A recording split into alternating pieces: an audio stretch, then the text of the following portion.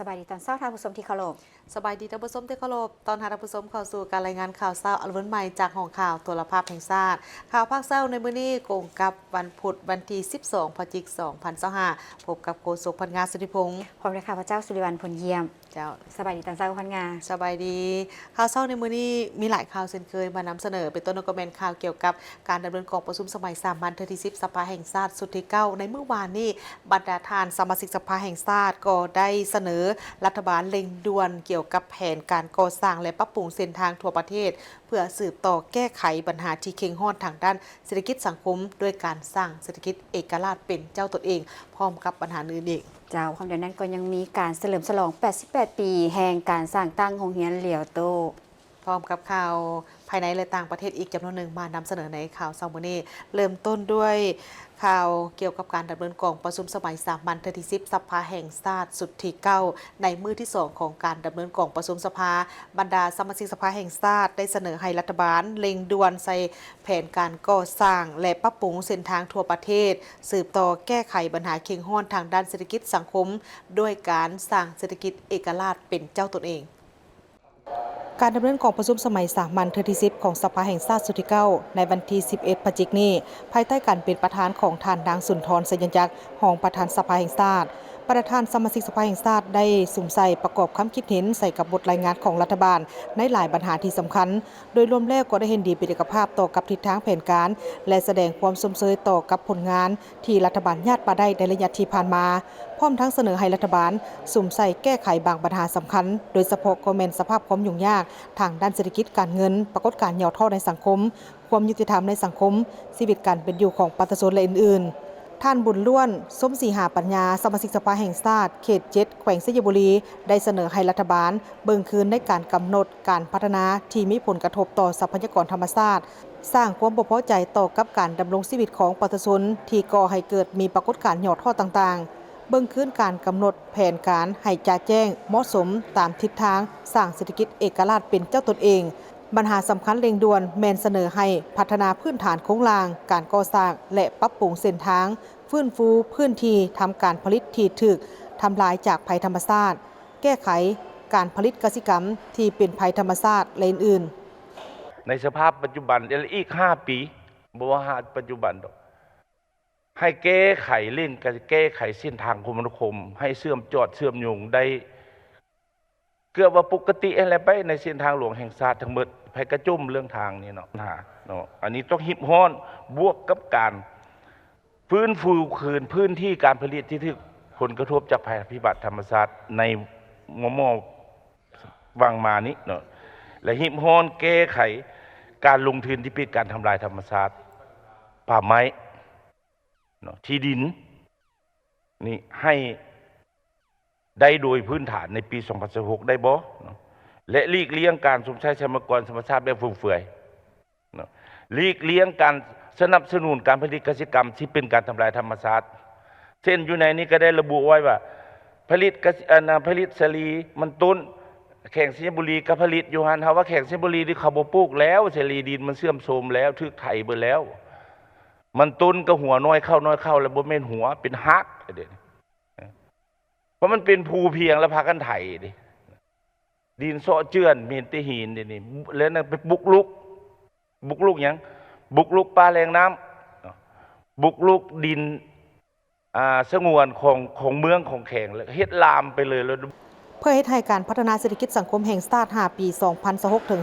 2030 ให้ปรากฏผลเป็นจริงนั้นแม่นมีหลายปัจจัยที่สำคัญและมีหลายปัญหาที่จะต้องได้เอาใจใส่เป็นต้นก็แม่นการจัดสรรทุนฮอนในการจัดตั้งปฏิบัติ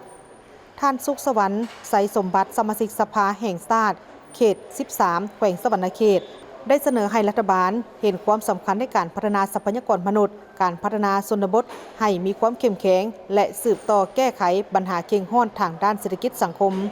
ยิ่งใส่โรงเรียนเทคนิควิชาชีพอยู่ในประเทศของเฮานี่ก็ถือว่าก็ยังอ่อนในท่านประธานแน่นอนบ่มีงบบ่มีหยังได้สิมา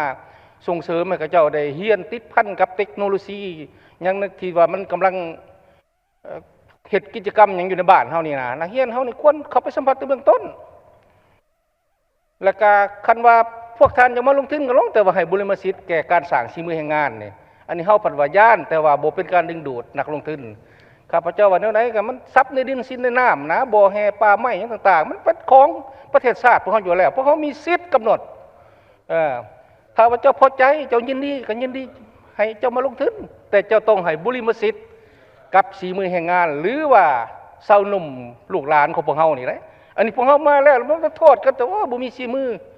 โอ้มันก็แม่นแล้วของเขาก็บ่ได้ให้ความสำคัญในการสร้างสีมือแก่นักเรียนเฮานะนักเรียนวิชาชีพนะท่านประธานเนาะ พร้อมนี้ยังมีสมาชิกสภาแห่งชาติหลายท่านก็ได้เสนอให้ปรับปรุงกงจักรให้กระทัดรัดเพื่อเฮ็ดให้การจัดตั้งปฏิบัติเวียกงานมีความหัดกุมสอดคล้องกับแนวทางนโยบายของพรรคหลัดวางออกเพื่อเป็นพื้นฐานให้แก่การพัฒนาเศรษฐกิจสังคมแห่งชาติ5 ปี 2026 ถึง 2030 ให้ปรากฏผลเป็นจริง คณะประจำสภาแห่งชาติเห็นดีปรับปรุงดัชนีเงินเดือนเงินนโยบายและเงินอุดหนุนจะเริ่มปฏิบัติในเดือน1 ปี 2026ต่อกับข้อเสนอของรัฐบาลในวาระกองประชุมสมัยสามัญที่10สภาแห่งชาติสุดที่9ที่เสนออนุมัติด้านหลักการให้รัฐบาลปรับปรุงดัชนีเงินเดือนเงินนโยบายและเงินอุดหนุนพนักงานราชการทหารตำรวจครูและพนักงานบำนาญเพื่อจะเริ่มจัดตั้งปฏิบัติในเดือนมกราคม 2026เสนอพิจารณาอนุมัติด้านหลักการในการดัดแก้งบประมาณปี 2025และเสนอเอาแต่3 ใน 9ตัวเลขคาดหมายของเวียกงานเงินตราเข้าในมติของสภาแห่งชาติในการรับรองแผนพัฒนาเศรษฐกิจสังคมแห่งชาติแผนงบประมาณแห่งรัฐและแผนเงินตราปี 2026และต่อๆไปคืออัตราเงินเฟ้อหนี้สินที่บ่เกิดดอกออกผลและค้างสำรองเงินตราต่างประเทศกุ้มการนำเข้าส่วน6คาดหมายที่เหลือแม่นเสนอบ่ระบุในมติของสภาแห่งชาติเนื่องจากในหลักการวิชาการการกำหนดหลายตัวชี้วัดเพื่อเป็นเป้าหมายในการดำเนินนโยบายเงินตราอาจบ่สอดคล้องและบ่มีประสิทธิผลเท่าที่ควรต่างหน้าคณะประจำสภาแห่งชาติท่านสมมาตรผลเสนารองประธานสภาแห่งชาติได้มีบางทัศนะและเห็นดีโดยพื้นฐานอนุมัติด้านหลักการให้รัฐบาลปรับปรุงดัชนีเงินเดือนเงินนโยบายและเงินอุดหนุนพนักงานราชการทหารตำรวจครูและพนักงานบำนาญเพื่อจะเริ่มจัดตั้งปฏิบัติในเดือนมกราคมปี 2026และอนุมัติด้านหลักการในการดัดแก้งบประมาณปี 2025 ต่อกับข้อเสนอของรัฐบาลอยู่ในบทรายงานของรัฐบาลท่านนายกได้มีข้อเสนอ3ข้อดังนี้ 1. ขออนุมัติด้านหลักการให้รัฐบาลปรับปรุงดัชนีเงินเดือนเงินนโยบายหรือเงินอุดหนุนให้พนักงานราชการทหารตำรวจและพนักงานบำนาญเพื่อจะเริ่มจัดตั้งปฏิบัติในเดือน1 ปี 2026 2. ขอการพิจารณาด้านหลักการในการดัดแก้งบประมาณปี 2025ซึ่งรัฐบาลได้เสนอสภาแห่งชาติแล้วตัวขอเสนอ2ข้อดัง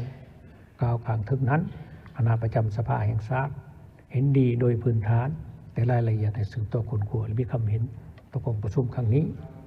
ต่อกับการปรับปรุงดัชนีเงินเดือนนี้ท่านแดงปทุมทองสมาชิกสภาแห่งชาติเขต18แขวงไซสมบูรณ์แสดงความเห็นดีและเชื่อว่ารัฐบาลจะมีการจัดสรรปันส่วนเงินแต่ละบ่วงเป็นอย่างดีเพื่อให้สามารถบริหารได้ตามแผนการเสนอของรัฐบาลว่าอยากเพิ่มเงินเดือนอันนี้ครับเจ้าบ่คัดของว่ารัฐบาลต้องฮู้ว่าเงินที่บริหารมาแล้วประเทศนี่มีอันใดเป็นส่วนแห่ไว้เพื่อพัฒนาอันใดไว้ฉุกเฉินอันใดไว้สิแก้เวียกจำเป็นเวียกลงทุนอันใดสิมาเป็นเงินเดือนครับเจ้าเชื่อว่าเพิ่นมีแล้วที่เพิ่นจังกะนั่นนี่ครับเจ้าเห็นดีนำสภาแห่งชาติสุดนี้พร้อมพิจารณาและค้นคว้าอย่างละเอียดและรอบคอบเพื่อรับประกันในการจัดตั้งปฏิบัติที่มีประสิทธิผลกองประชุมสัมมนาทฤษฎีระหว่างพรรคประชาชนปฏิวัติลาวและพรรคคอมมิวนิสต์จีนครั้งที่13ซึ่งได้เปิดขึ้นในมื้อวันที่10 พฤศจิกายน 2025นี้ที่นครปากเซแขวงจำปาสักโดยการเป็นประธานร่วมของสหายกี่แก้วไข่คำพิทูลกรรมการกรมการเมืองศูนย์กลางพรรครองนายกรัฐมนตรีและสหายหลีซูเลยกรรมการกรมการเมืองศูนย์กลางพรรคคณะเลขาธิการศูนย์กลางพรรคหัวหน้าคณะโฆษณาศูนย์กลางพรรคคอมมิวนิสต์จีนในกองประชุมมีสหายคำพันธ์เผื่อยวงศ์คณะเลขาธิการศูนย์กลางพรรคหัวหน้าคณะโฆษณาโฮมศูนย์กลางพรรคประธานสภาทฤษฎีศูนย์กลางพรรคสหายอรุณไซศูนย์นราชกรรมการศูนย์กลางพรรค เลขาคณะบริหารงานพรรคแขวงจำปาสักพร้อมด้วยบรรดาสหายการนำจากบรรดาแขวงนักวิทยาศาสตร์นักทฤษฎีของ2พรรคลาวจีนพร้อมมีภาคส่วนเกี่ยวข้องเข้าร่วมสหายกิแก้วไข่คำพิทูลได้กล่าวว่าเพื่อตอบสนองให้แก่ความฮิตห้องต้องการใหม่ของการปฏิวัติพรรคประชาชนปฏิวัติลาวได้สร้างโครงการเมืองฉบับที่3กำหนดทิศในการพัฒนาประเทศชาติฮอดปี 2055 ในโอกาสวันสร้างตั้งพรรคเฮาครบรอบ100 ปีแม้นให้สามารถสร้างประเทศเฮาเป็นประเทศกำลังพัฒนาที่มีรายรับปานกลางสูงมีระบบการเมืองที่เข้มแข็งมีพื้นฐานเศรษฐกิจที่ทันสมัยกำลังการผลิตได้รับการพัฒนารอบด้านโดยมีการพัวพันการผลิตที่สอดคล้องและก้าวหน้าชีวิตการเป็นอยู่ของประชาชนบรรดาเผ่าได้มีพื้นฐานอันหนักแน่นก้าวสู่ความอิ่มหนำสำราญเนื่องในจิตใจของโครงการการเมืองกำลังได้รับการผันขยายเข้าในการกำหนดแนวทางระยะสั้นระยะกลางและระยะยาวของพรรคพร้อมได้รับการเป็นละเอียดเข้าในแผนพัฒนาเศรษฐกิจสังคมแห่งชาติพรรคประชาชนปฏิวัติลาวได้นำพาสร้างสาและนำใช้แผนการระยะกลางระยะยาวเพื่อสุขอยู่การพัฒนาเศรษฐกิจสังคมซึ่งมีเนื้อในกว้างขวางลึกซึ้งและกวมรวมหลายปัญหาต้องได้มีการค้นคว้าวิจัยให้ชัดเจนและมีการเบิ่งปัญหาอย่างภาวะวิสัยถือโอกาสนี้สหายกิแก้วไข่คำพิทูลก็ได้เสนอให้บรรดานักวิทยาศาสตร์นักทฤษฎีจงพร้อมกันยกสูงความรับผิดชอบในการค้นคว้าประกอบคำเห็นอย่างกงไปกงมาให้รับประกันทั้งลักษณะทฤษฎีและพฤติกรรมอย่างมีชีวิตชีวาเสนอบรรดาสหายเข้าร่วมกองประชุมรับฟัง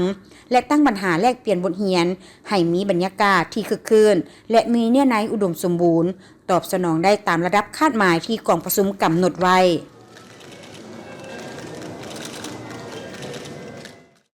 ไปต่อที่งานเฉลิมฉลอง 88 ปีแห่งการสร้างตั้งโรงเรียนมส.เลียวโตซึ่งจัดขึ้นในตอนเช้าของวันที่ 11 พฤศจิกายน 2025 โดยการเข้าร่วมของทานอาจสะพังทองศรีพันดอนเจ้าของนครหลวงเวียงจันทร์ทานบัวละพาสันติคงคาประธานสมาคมจีนนครหลวงเวียงจันทร์มีประธานสมาคมชาวจีนพ้นทะเลประจำลาวคณะศิษย์เก่าเลียวโตครูอาจารย์ผู้ปกครองน้องนักเรียนและแขกถึกเชิญท่านสมประสงค์จันทวงศ์ประธานกลุ่มโรงเรียนสอนภาษาจีนทั่วประเทศทั้งเป็นประธานโรงเรียนมส.เลียวโตกล่าวว่าโรงเรียนแห่งนี้ได้สร้างตั้งขึ้นในปี 1937 เป็นโรงเรียนที่มีการเรียนการสอนหลักสูตร 2 ภาษา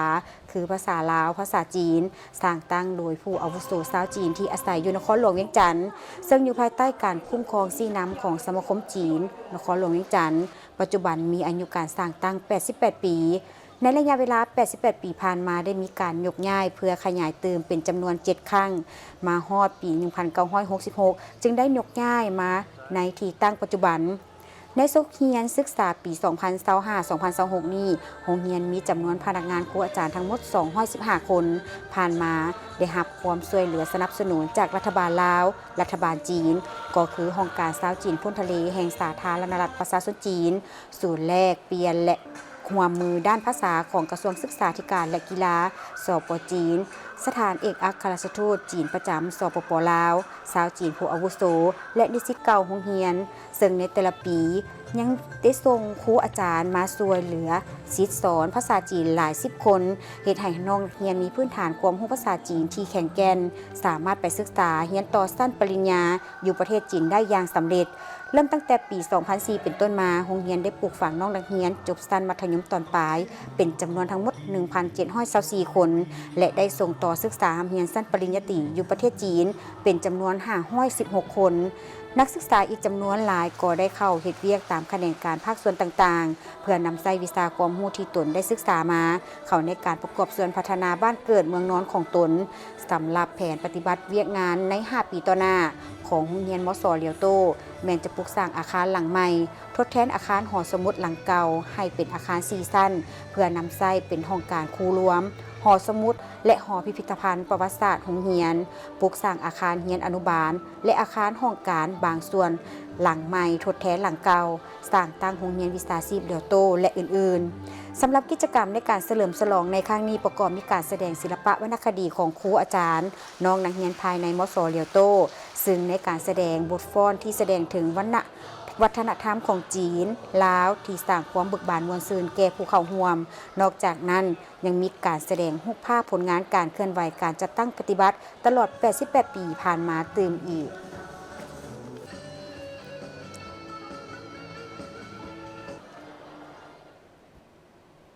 รัฐบาลออสเตรเลียได้มอบเครื่องช่วยเหลือตอบโต้ภัยพิบัติฉุกเฉินประเภทเครื่องไส้ในครัวเรือนให้แก่รัฐบาลลาวในมูลค่าแม่น 98,000 ดอลลาร์สหรัฐพิธีมอบรับดังกล่าวนี้มันมีขึ้นอยู่ที่สนามบินสากลบัตไตในเช้าของวันที่11 พฤศจิกายน 2025 นี้โดยการกล่าวมอบของท่านนางเมแกนจอนเอกอัครราชทูตออสเตรเลียประจำลาวพร้อมด้วยพลจัตวาเจนเฮริสผู้บัญชาการโครงการอินโดแปซิฟิกของกองทัพออสเตรเลียและรับโดยท่านโพไซเซญซอนรัฐมนตรีกระทรวงแรงงานและสวัสดิการสังคมการมอบเครื่องช่วยเหลือดังกล่าวนี้เป็นส่วนหนึ่งของกิจกรรมร่วมมือภาคพื้นทางด้านการป้องกันชาติหรือโครงการอินโดแปซิฟิกซึ่งได้จัดตั้งนำพาโดยกองทัพป้องกันชาติของออสเตรเลียเพื่อเสริมสร้างการร่วมมือและสร้างความเข้มแข็งในทั่วภาคพื้นอินโดแปซิฟิกและช่วยเหลือทางด้านมนุษยธรรมที่นำส่งโดยเรือบิน130 ของกองทัพออสเตรเลียซึ่งมีมูลค่าแม่น 98,000 ดอลลาร์ออสเตรเลียหรือ 1.3 ตื้อกีบประกอบมีเครื่องสุขอนามัยจำนวน360สุดเครื่องไส้ครัวเรือนจำนวน360สุดผ้าห่มจำนวน 2,200 ผืนมุ้งจำนวน 2,800 ด่างและสาดจำนวน 1,800 ผืนซึ่งจะสามารถช่วยเหลือประชาชนได้หลายกว่า 1,800 คน และนอกจากนี้เครื่องช่วยเหลือพิธีมอบรับในครั้งนี้ซึ่งก่อนหน้านี้เมื่อบดลทางออสเตรเลียเองก็ได้มีการสนับสนุนสาธารณรัฐประชาธิปไตยปัจจุบันลาวโดยผ่านศูนย์ประสานงานการช่วยเหลือทางด้านมนุษยธรรมประจำอาเซียนหรือศูนย์ AHA โดยเฉพาะก็เป็นการสนองเครื่องช่วยเหลือตอบโต้ภัยพิบัติฉุกเฉินรวมมีเครื่องไส้สำหรับครอบครัวชุดเครื่องไส้ในครัวเรือนและเครื่องไส้สำหรับสุขอนามัยที่สามารถช่วยเหลือประชาชนได้หลายกว่า 15,000 คนจากสางเก็บเครื่องบุบางจากทั้งสางเก็บเครื่องสุบางของประเทศมาเลเซียรวมมูลค่าแม่นประมาณ 260,000 ดอลลาร์สหรัฐหรือประมาณ5ตื้อกว่ากีบ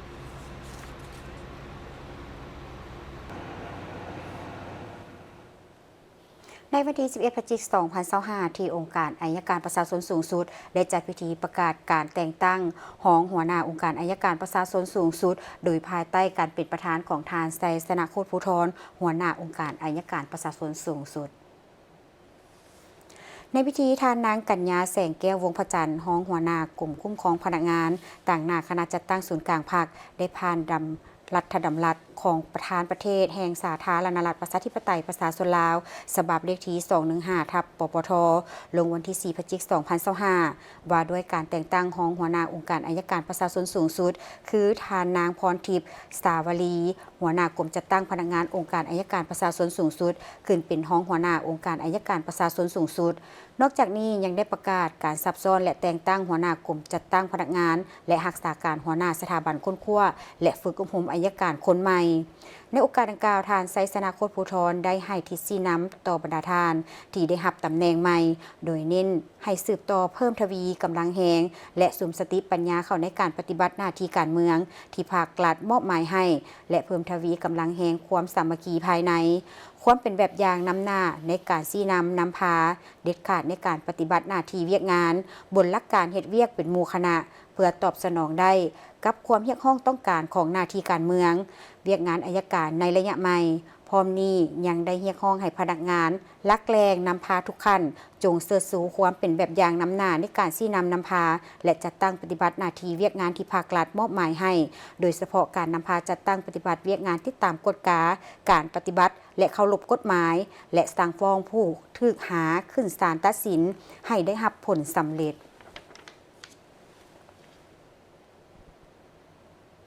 กองประชุมวันค้นคว้าวิทยาศาสตร์เพื่อพัฒนาสุขภาพของวัยหนุ่มหรือ ARD ครั้งที่ 11 ซึ่งจัดขึ้นในมื้อวันที่ 11 พฤศจิกายน 2025 นี้ที่นครหลวงเวียงจันทร์โดยการเป็นประธานของศาสตราจารย์ปริญญาเอกหมายฟ้องหมายทรายอธิการบดีมหาวิทยาลัยวิทยาศาสตร์สุขภาพ จุดประสงค์ของกองประชุมเมนเพื่อเป็นเวทีให้แก่บรรดานักค้นคว้าอาวุโสและผู้หนุ่มน้อย บุคลากรทางการแพทย์ ผู้กำหนดนโยบาย และครูร่วมพัฒนาทางภายในและต่างประเทศ ได้มีการแลกเปลี่ยนปรึกษาหารือและแบ่งปันประสบการณ์ เกี่ยวกับปัญหาและสิ่งท้าทายทางด้านสุขภาพ และการพัฒนาวัยหนุ่ม ปีนี้กองประชุมเมนได้จัดขึ้นภายใต้หัวข้ออุปสรรคและสิ่งท้าทายในการพัฒนาสุขภาพวัยหนุ่ม ความพิการ ความเสมอภาพระหว่างหญิงชาย สุขภาพทางเพศ และสุขภาพเจริญพันธุ์เพื่อบรรลุเป้าหมายแผนงานปี 2030 และระบบนิเวศ มีผู้เข้าร่วมซึ่งมีผู้ต่างหน้าจากทางภาคส่วนต่างๆ ของรัฐบาล บรรดากระทรวงและองค์การอ้อมข้างกระทรวง มหาวิทยาลัย สถาบันคนครัว สมาคมคนพิการ องค์การจัดตั้งสากลประจำลาว และผู้ร่วมงานทางด้านการพัฒนาสุขภาพ จากหลายประเทศในทั่วโลกได้เข้าร่วมทั้งแบบซึ่งหน้าและแบบออนไลน์ ศาสตราจารย์ปริญญาเอกไมฟ้องไมซ่ายังได้กล่าวถึงความหมายสำคัญของวัยหนุ่มซึ่งแม่นระยะที่หันเปลี่ยนที่สำคัญจากวัยเด็กไปสู่การเป็นผู้ใหญ่ซึ่งเป็นระยะที่มีการเปลี่ยนแปลงทางด้านทางกายสติปัญญาและสังคมอย่างลึกซึ้งและได้เรียกร้องให้พวกเขาเอาใจใส่และปกป้องอย่างจริงจังในสาธารณรัฐประชาธิปไตยปฏิเสธลาวสาวหนุ่มที่มีอายุแต่10 ถึง 24 ปีแม่นกวมเอา30 ส่วนห้อยของพลเมืองทั้งหมดแล้วใดก็ตามพวกเขาต้องได้ยอมรับถึงความเป็นจริงที่น่าเป็นห่วงซึ่งเรียกร้องให้มีความเอาใจใส่อย่างรีบด่วนการสำรวจแห่งชาติคาดคะเนว่าสาธารณรัฐประชาธิปไตยปฏิเสธลาวมีพลเมืองที่มีความพิการอายุตั้งแต่ 5 ปีขึ้นไปเท่ากับ 2.77 ส่วนห้อยของพลเมืองทั้งหมดมีวัยหนุ่มที่กวมเอาเป็นส่วนใหญ่ของกลุ่มประชากรนี้และนอกจากนี้เวียกงานของการค้นคว้ายังได้จัดทำโดยสถาบันสาธารณสุขศาสตร์และการแพทย์เขตฮ้อนปี 2024 ได้มีการเปิดเผยให้เห็นถึงอุปสรรคที่สำคัญต่อกับการเข้าถึงการบริการพื้นฐานของเด็กและวัยหนุ่มลาวที่มีความพิการการศึกษาแสดงออกให้เห็นว่า53 ส่วนห้อยแม่นได้เข้าโรงเรียนตามเกณฑ์อายุที่เหมาะสม56 ส่วนห้อยขาดการเข้าถึงการบริการทางด้านสุขภาพที่จำเป็นและนี่บ่เพียงแต่เป็นสถิติที่เป็นในนามธรรมแต่ว่ามันได้แสดงให้เห็นว่ายังมีสาวหนุ่มหลายพันคนที่มีทายแฮงที่บ่ทันได้รับการรับร้องและเสียงของพวกเขาเจ้ายังบ่ทันมีไผได้ยินและสิทธิของพวกเขาเจ้าในการมีสุขภาพการศึกษาและการมีส่วนร่วมในสังคมอย่างเต็มส่วนนั้นก็ยังบ่ทันได้รับการตอบสนอง ในวันที่7 พฤศจิกายน 2025 ทานบุญเพียงจันทวงศ์เอกอัครราชทูตแห่งสาธารณรัฐประชาธิปไตยประชาชนลาวประจำสาธารณรัฐสหภาพเมียนมาได้ต่างหน้าให้แก่รัฐมนตรีกระทรวงอุตสาหกรรมและการค้าสปป.ลาวนำพาคณะผู้แทนแขนงการเกี่ยวข้องของลาวเข้าร่วมกองประชุมรัฐมนตรีเศรษฐกิจ 4 ประเทศกัมพูชาลาวเมียนมาและเวียดนามครั้งที่ 17 ที่ย่างกุ้งประเทศเมียนมาภายใต้การเป็นประธานของทานนางดร.วาวามองรัฐมนตรีกระทรวงลงทุนและพัวพันเศรษฐกิจต่างประเทศแห่งสาธารณรัฐสหภาพเมียนมาโดยกองประชุมได้ทบทวนและตีราคาคืนการติดตามการจัดตั้งปฏิบัติแผนปฏิบัติงานปี 2023 หา 2024 ที่ผ่านมาและเอกภาพการเกี่ยวกับทิศทางแผนการปฏิบัติงานสุกปี 2025 หา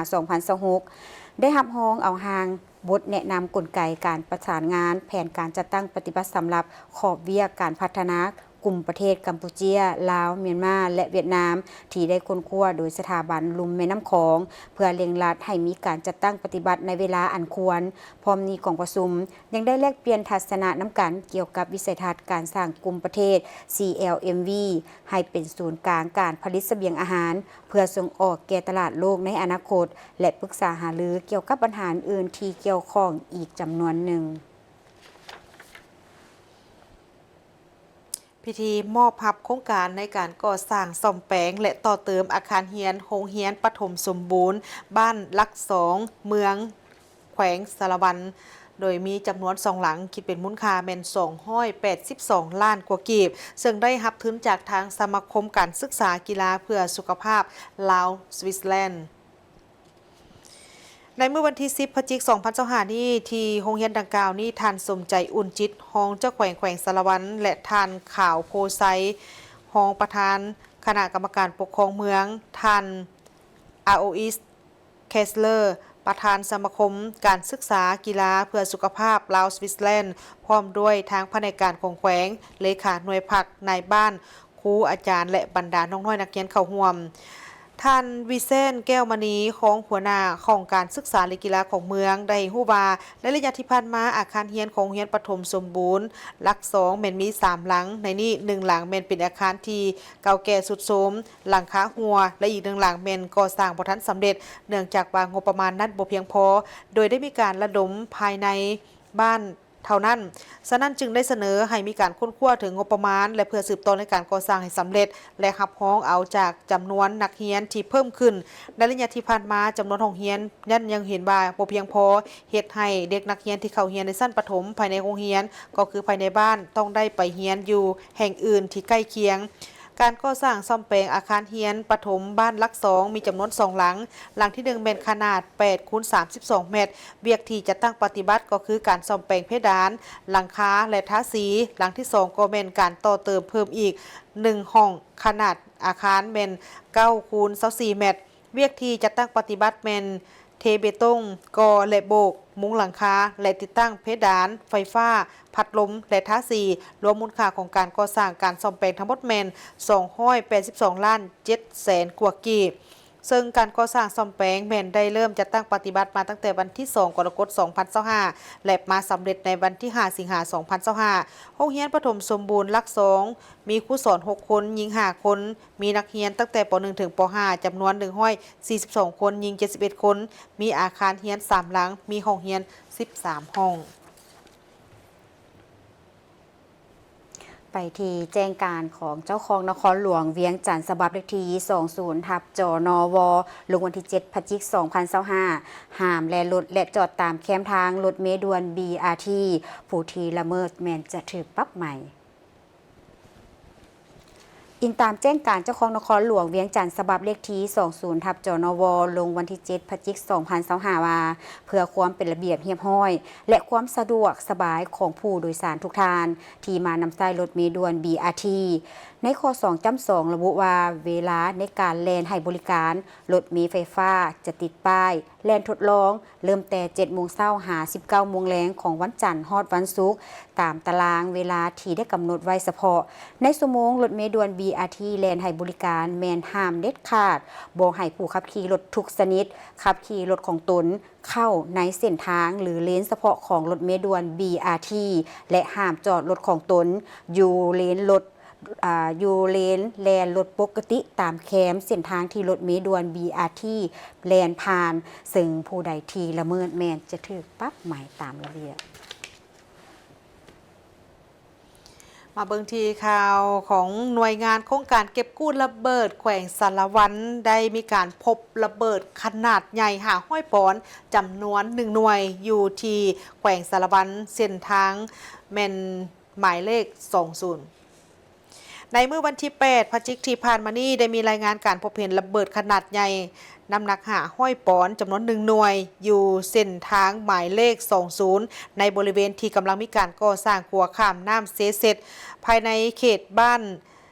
แสนวังใหญ่เมืองสารวันแขวงสารวันโดยมีพนักงานของทางบริษัท SECC รัฐวิสาหกิจก่อสร้างคมนาคมได้มีการพบเห็นระเบิดขนาดใหญ่ระหว่างการขุดยกดินอยู่บริเวณพื้นที่ในการก่อสร้างขัวใหม่และก็ได้มีการรายงานให้แก่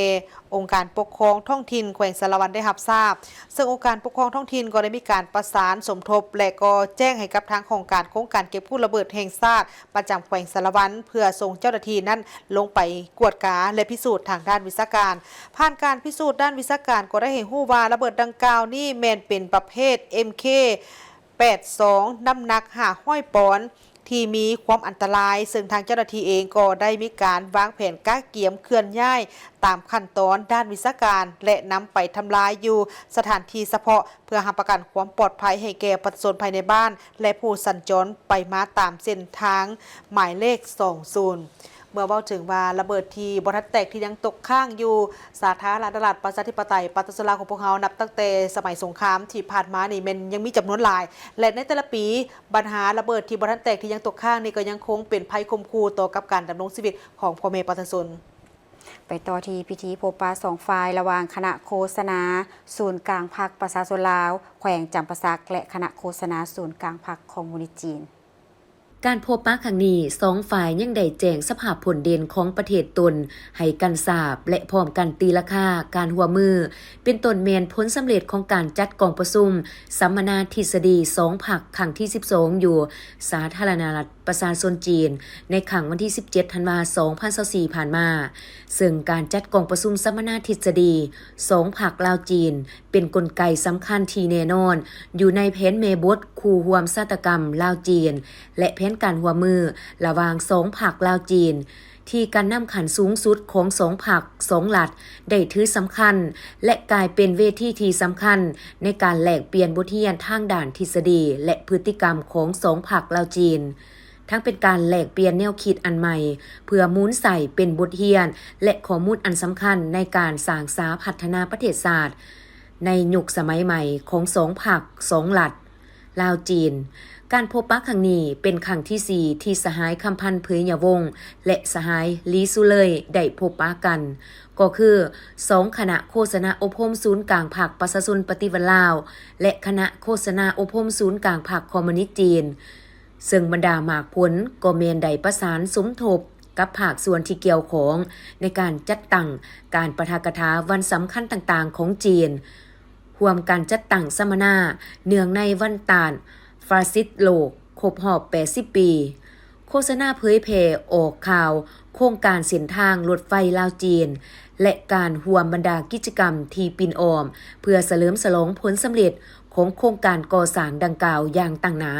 นอกนั้นฝ่ายจีนยังได้ให้การช่วยเหลือในการฝึกอบรมทางด้านวิชาการในหัวข้อเฉพาะต่างๆในระยะสั้นให้พนักงานโฆษณาอบรมลาววารสารอรุณใหม่ของพรรคประชาชนปฏิวัติลาวกับวารสารซิวซือของศูนย์กลางพรรคคอมมิวนิสต์จีนก็ได้มีการพัวพันพบปะแลกเปลี่ยนและแลกเปลี่ยนบทเรียนการเคลื่อนไหวเวียกงานวารสารซึ่งกันและกัน2 ฝ่ายได้ร่วมกันอย่างตั้งหน้าในการเผยแผ่มูลเสื่อการพัวพัน2 ฝ่ายลาวจีนอย่างต่อเนื่องติดพันกับการพันขยายแผนเมบทคู่ร่วมชาตกรรมลาวจีนเข้าสู่ชีวิตจริงด้วยผลสำเร็จเป็นอย่างดีพร้อมนี้2 ฝ่ายยังได้เสนอทิศทางการหัวมือในต่อหน้าเพื่อสืบต่อการพัวพันหัวมือให้หัดแน่นมั่นคงทะนงแกนและสืบต่อก้าวขึ้นสู่ระดับสูงกว่าเก่าเจ้าแขวงจำปาสักได้อบรมกับทัพนักกีฬาในการก้าเกี่ยมความพร้อมที่จะเข้าร่วมการแข่งขันกีฬาแห่งชาติและในการเข้าร่วมแข่งขันนักกีฬาทุกสหพันธ์ต้องมีวินัยมีน้ำใจเสียสละมีความอดทนและมีความรับผิดชอบต่อหน้าที่ของตนทุ่มเทพละกำลังเทคนิคเฉพาะตัวเวลาแข่งขันก็เฮ็ดให้สุดความสามารถหูได้หูเสียสู้ด้วยน้ำใจนักกีฬาครูฝึกทุกสหพันธ์กีฬาต้องเอาใจใส่แนะนำเทคนิคในการแข่งขันเพื่อญาติให้ได้เหรียญต่างๆตามขาดหมายที่วางไว้นอกนี้ก็ได้เอาใจใส่ประสานสมทบกับเจ้าภาพต้นตอแมนสถานที่พักเศร้าเพื่อเฮ็ดให้การเคลื่อนไหวมีความสะดวกว่องไว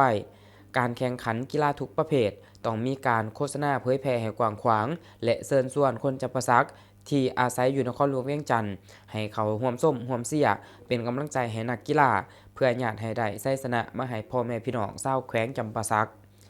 จากนั้นทานคำเผาเมืองวงศาห้องหัวหน้าแผนกศึกษาธิการและกีฬาแขวงรายงานว่าการเข้าร่วมงานแข่งขันในงานกีฬาแห่งชาติครั้งที่12แขวงจำปาสักได้กำหนดเอา25ประเภทกีฬาเข้าร่วมการแข่งขันก็คือ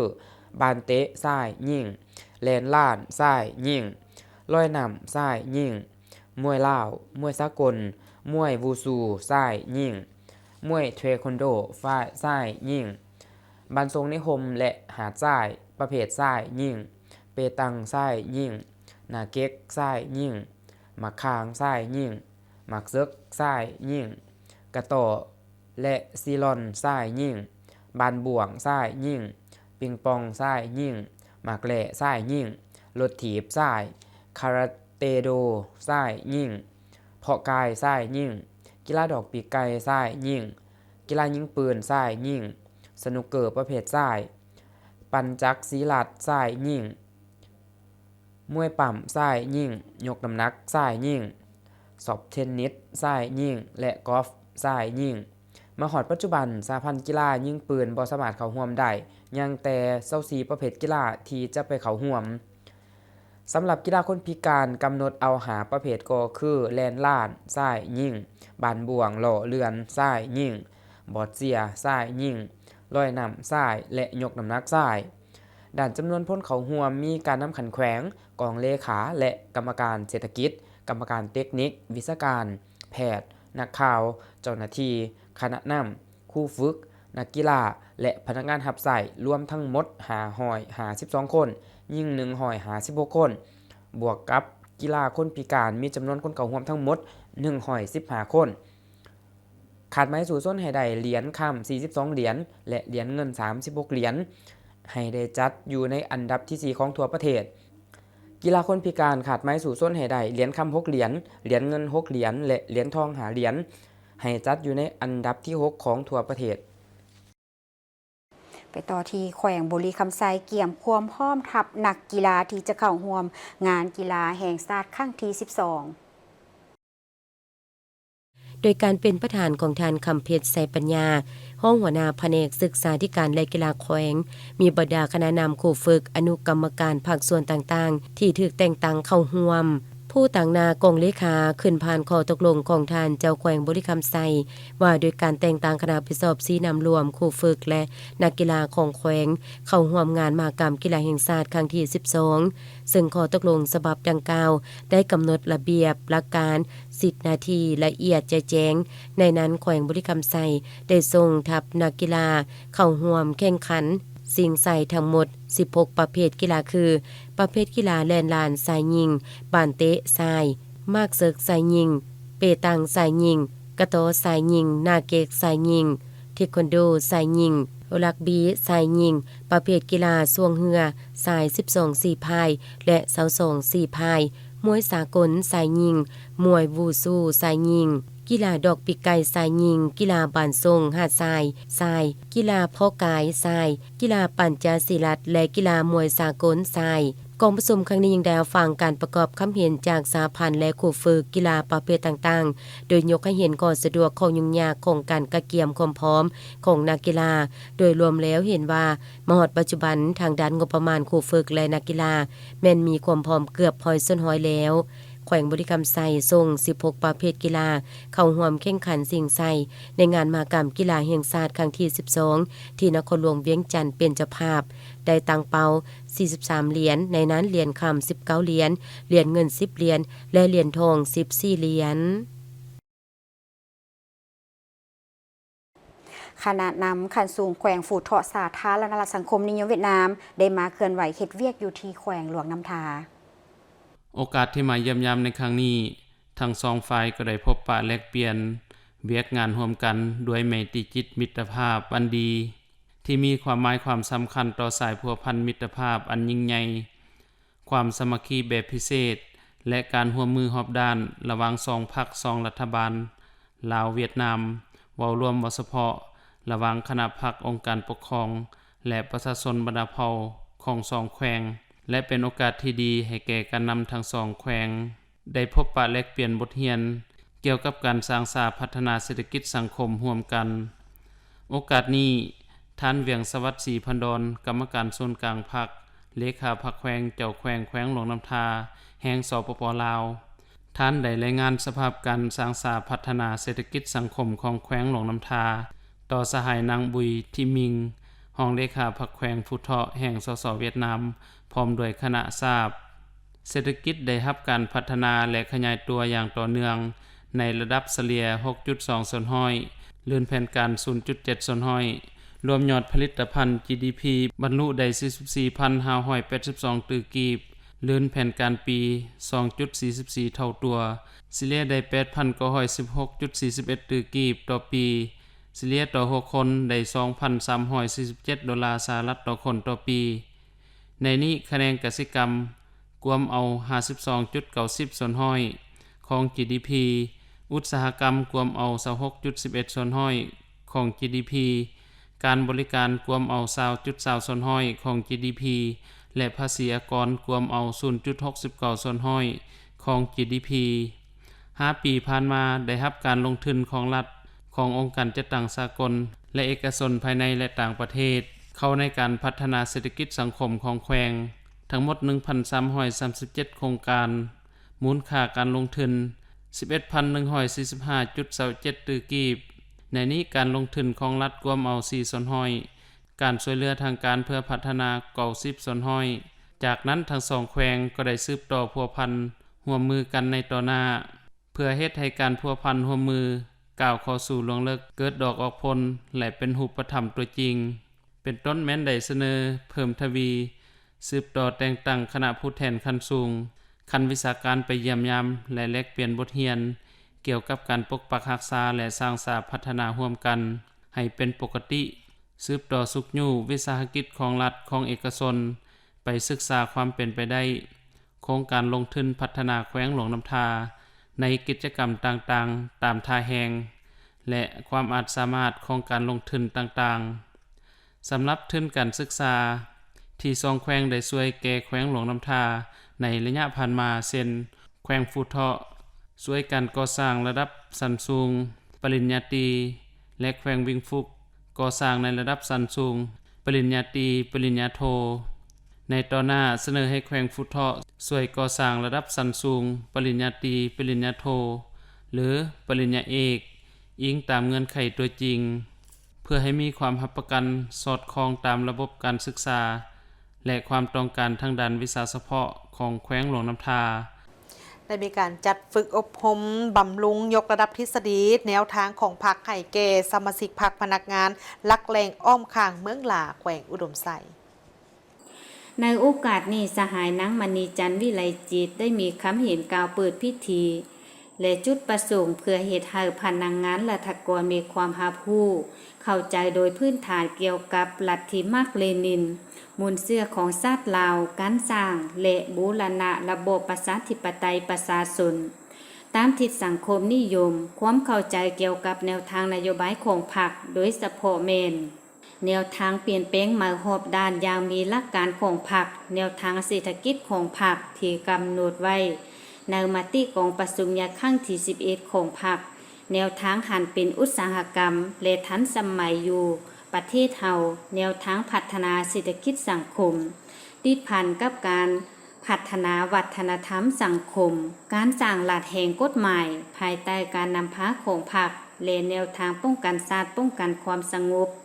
ทั่วปวงส่วนรอบด้านการจะตั้งปฏิบัติแนวทางของพรรคและการฝึกฝนหล่อหลอมคุณสมบัติศีลธรรมปฏิบัติทางเป็นการสุขอยู่ส่งเสริมให้บรรดาสหายพนักงานแต่ละของเขตเวียกงานกลายเป็นพนักงานหัวจักลักเลงสืบทอดเปลี่ยนแทน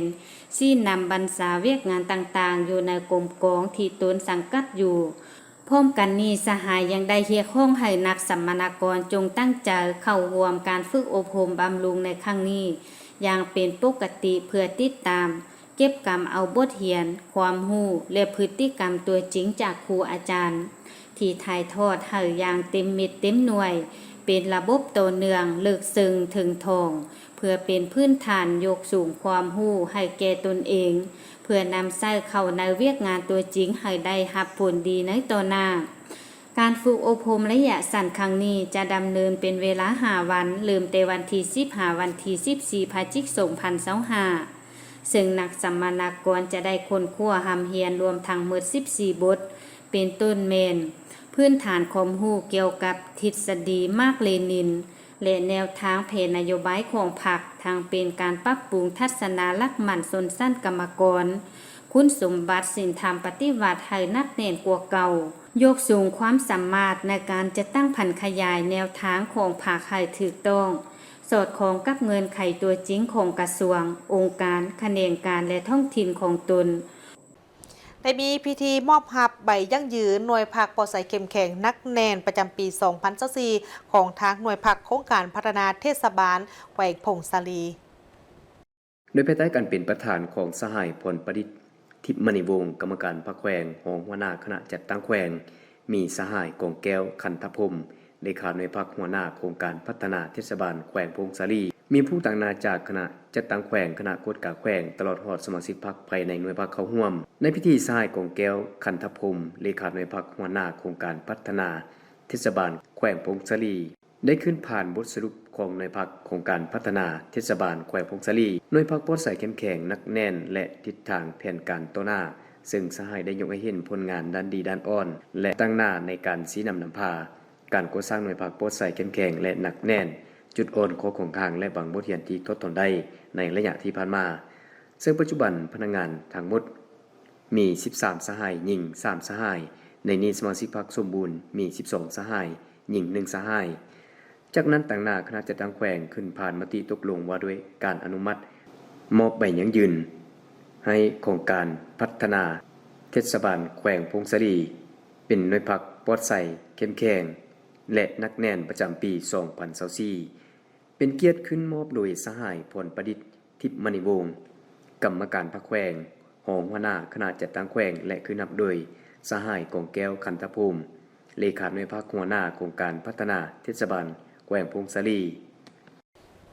ทางบนี้คือการรายงานข่าวเช้าอรุณใหม่จากของข่าวโทรภาพแห่งชาติขอบใจที่บรรทานให้เกียรติติดตามรับชมข่าว แล้วพบกันได้ใหม่ในการรายงานข่าวภาคต่อไปส่วนข่าวภาคนี้โฆษกทั้งสองพร้อมกับทีมข่าวเช้าลาท่านผู้ชมไปก่อน สบายดี